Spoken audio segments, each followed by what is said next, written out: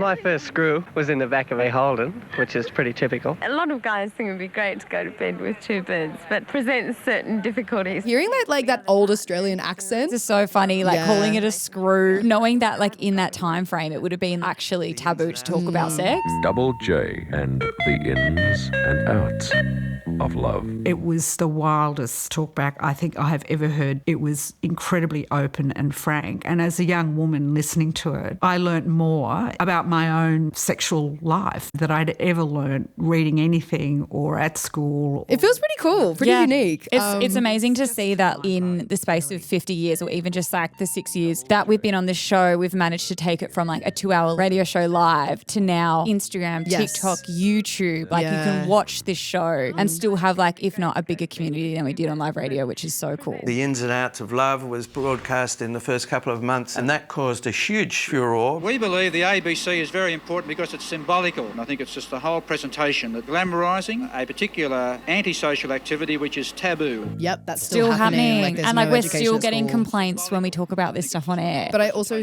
am comforted in the fact that we're it's still doing groundbreaking stuff. People are still connecting with us in a different way. We came home one night and had our first fumbling furtive screw standing up on the steps, and in the middle of it my father came out and put the dustbins out. It's funny because that stuff is still we've happening. still done episodes around when you've been caught by your parents. We're getting DMs every day from people now being hey, help me with this, or what do you think about this? Recognising that the kind of people who listened to the music we were playing thought about things that were going on in the real world that were nothing to do with music, and that they would have different points of view than their parents. And there was nowhere these points of view were being canvassed. I love so much that Chris Winter said that obviously that's why the hookup exists. And it's so interesting because I think we're still getting that pushback from listeners and from media being Triple J is just about the music, but people care about stuff other than music. Yeah. And they want to be a part of that conversation. Yeah, and I feel we're just holding up a mirror to everything that young people are going through right now. I feel it's so important that we exist.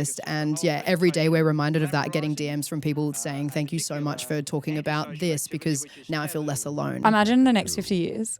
I can't wait.